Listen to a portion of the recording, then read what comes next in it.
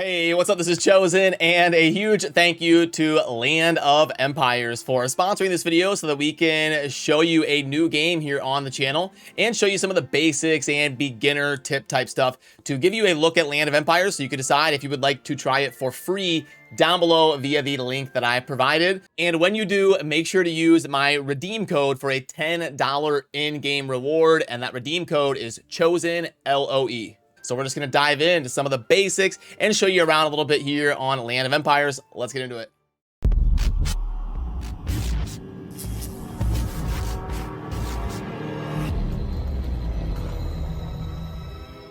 Alrighty, so first of all, what is Land of Empires? Land of Empires is going to be a city builder, upgrader, where you can battle with troops and heroes and even dragons that you summon while collecting resources to slowly build up your armies and build up your base to get stronger and stronger, to take on tougher and tougher content, and also be able to help your guildmates even more.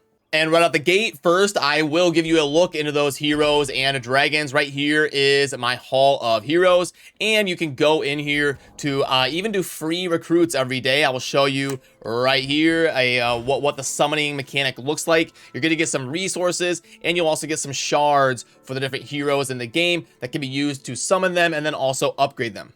And as you can see down here on the bottom, the hero tab, that is where you can keep track of these different shards that you have for the different heroes that you have acquired. And there are 3 different kinds. You've got your cavalry, your infantry, and your archers. And then this is one of the legendary heroes that I have in Valkyrie that I've been using a lot. And when you get those shards, you can see if I click on upgrade star down here, the 5 out of 6. So if I get one more hero shard, I'm going to be able to upgrade the star power of my Valkyrie.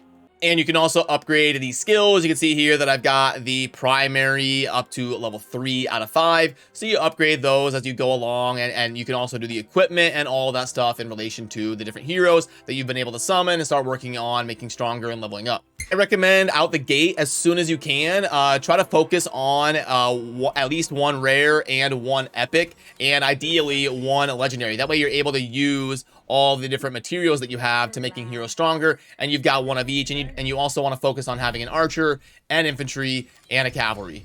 And when you're summoning, you'll also get these badges of different rarities, and those badges are what you're also going to need when you're upgrading your heroes to make them stronger. You'll see when I go to do it, it's asking for the shards and also the badges. But you don't only have heroes, you also have dragons. If you come to your Shrine of Titans, you can see right here that I've got a dragon working for me, and you can work on leveling them up, developing them into full-fledged, fully grown dragons that can help you while you're fighting on the battlefield. And I can show you an example of what a fight on the battlefield is going to look like when you are using one of your dragons and you are out on the map making stuff happen and getting after it in battle. So let's go ahead and do an attack, and let's march on over there. So then over here on the left side of the screen, you can see that my army is en route, and you can even see the dragon following behind my army right here. And when I get there, the armies will clash on the battlefield, and you'll see my dragon come down and help me swing the battle in my favor. So boom, here we are, and it's time to clash. We spectate that, and you can see the dragon right up top there. The armies clash, and then my dragon is going to pounce down any moment now. And you can see how impactful they can be on the battlefield. And boom, there we go. And there we go. Looks like we're going to win this one pretty decisively. And then you collect your rewards after the win. And speaking of those troops that you saw me take into battle, something that you definitely want to take note of in this game, and I'll kind of move myself over, is on the left side of the screen right here. This is a good spot that you want to pay attention to, because you've got builders that you want to keep constantly progressing your city and upgrading things. So you want to make sure that they are always busy and they don't have those ZZZ sleeping icons going. You want to keep stuff upgrading as best you can. So we upgrade right there. We can collect our resources, and then you'll also see the train troops icon over there on the left side. And this is a great panel to keep an eye on because you can see the healing, the research progress. We claim that, and then we would want to go stop that from being idle and research a new development for us. And then we would also make sure that we've got all of our troop training going as well. And what I like to do is also prioritize increasing the power of previous weaker troops that I had trained back before I had upgraded my base. So you want to promote those to the current tier and the highest stuff that you can possibly get right now, just to make sure that your army is functioning as strong as possible. So you would go through and make sure all of this stuff over here on the left side is not idle.